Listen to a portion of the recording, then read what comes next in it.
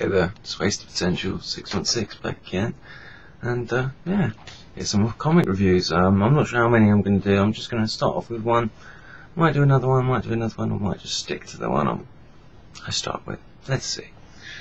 Right, it's Avengers issue 2, part of the whole heroic age bonanza.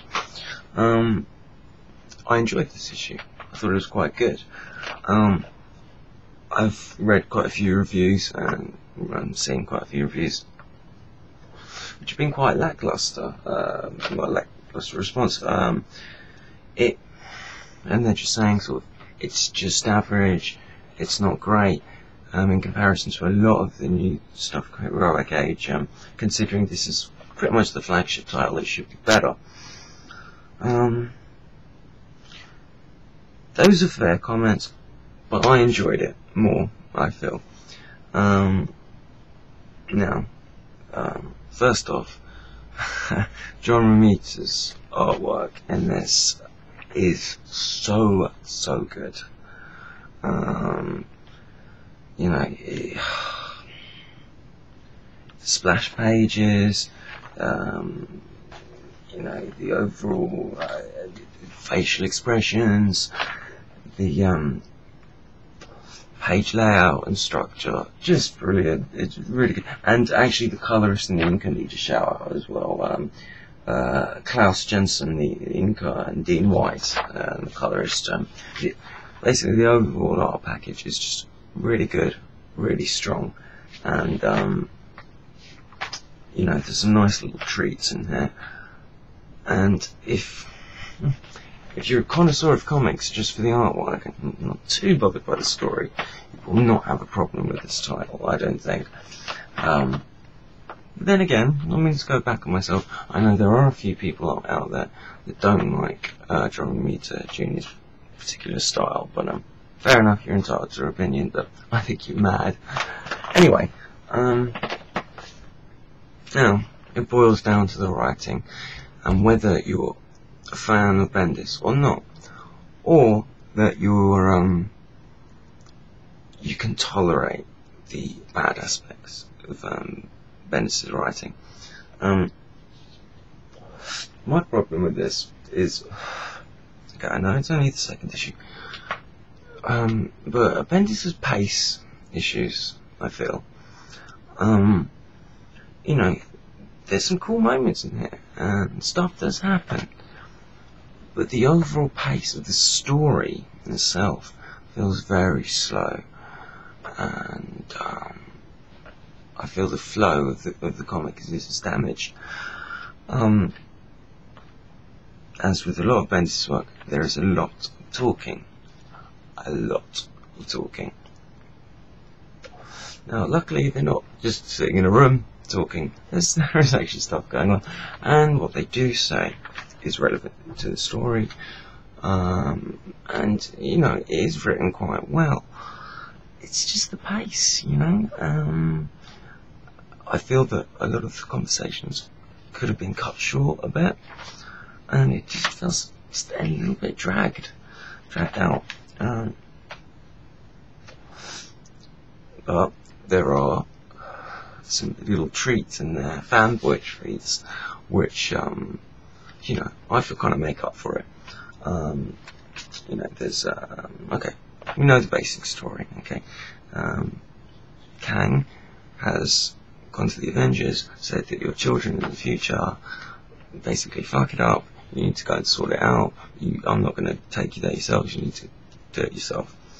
And somehow an old Hulk maestro, if you will, is behind it in some way. Now the Avengers have gone to see Marvel Boy, or Protector, or Captain Marvel, wherever he's going by now, and it's nice to see this character. He's evolved a lot since his first appearance, and it doesn't feel forced. It's interesting, you know. He was this angry bastard to begin with, really, but he's much more calm, collected. He said that he knows his position, he's more powerful, and they ask him for help, which he's capable of doing. and it's nice to see the characters' reaction to him. I do like the way Tony Stark's written and illustrated as well. His excitement at meeting Marvel Boy again in this context is conveyed really well. Basically because he gets to sort of play around with alien technology, and yeah, it's really put forth in a really good way. So they built the machine and whatnot, and one thing I noticed, I think Bendis might have put this in almost as a little in-joke, I'm not sure, but as we see sort of Marvel Boy, Spider-Man, Tony Stark and Thor sort of building stuff, just in the background there, can't really see it, come on, light adjust. The Avengers are sitting down eating, which for some reason Bendis has to have in his books, but I think that might have been just thrown into the background. It's almost a joke. Maybe John Romita Jr. did that. Anyway, but if you look at the actual page, it's there's a bit of a splash page, really nice layout, really good. But the next page, it was a real sort of fanboy treat I found. You got to see various futures, Marvel futures. You've got the M2 Universe, Days of Future Past, 2099, the Guardians of the Galaxy, and this Avengers next one as well. Beautifully illustrated, and just I like these alternate futures and stuff, and it's always interesting. A little bit of Age of Apocalypse thrown in there as well, and there's a bit of scientific babble, pseudoscience talk about time travel, how it's not linear. They discover that it's broken. That conversation kind of drags on a little bit, it's one of the cases of Bendis going on a bit. But it's tolerable, we find out time's broken, so if you see the Maestro, future Hulk doesn't do it.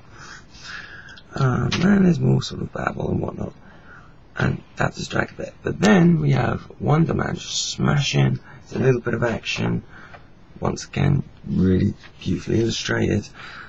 The thing is, Wonder Man's acting really out of character. Now, there could be a reason for this. It really needs to be elaborated upon because, Bendis has a reputation of sort of taking characters and kind of writing them out of character for his own purposes. But, there could be a lot behind this. So let's hope that's not the case. But yeah, nice illustrated and, bit of fun.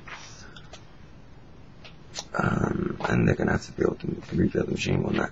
But because time's broken, there's another rip in the time and space, and the last two pages, it's kind of feel like I'm half spoiling it, but it's really cool. I just got to show you. It's Apocalypse with his 4 horsemen, but different ones from before. Well, it's a new kind of Apocalypse, a different timeline from what we've seen before. And once again, amazingly illustrated. And then we've got a mutated Wolverine, Red Hulk, I think Spider-Man, Scarlet Witch, and then they're kind of symbiotically joined these to their horsemen, to their horses, and it's really cool. Like I think John Romita Jr. had real fun doing this, and it's a new and kind of fun way of showing Apocalypse and his horsemen. So I think next issue we've got a big battle with them lined up, and I'm really excited about that. It should be good, and hopefully this is an indication that the story's going to get underway, because it has been very slow paced. So I'd say it's above average. I've enjoyed it. The artwork is amazing, but the pace needs to be speeded up a bit. And one last thing, this whole sort of history of the Avengers, dying prose at the end, I can take it or leave it. There's some nice artwork by Arthur Adams, just thrown in there, but not really necessary, this written stuff, but there you go. But yeah, an above average issue. I enjoyed it. See you guys later. Bye.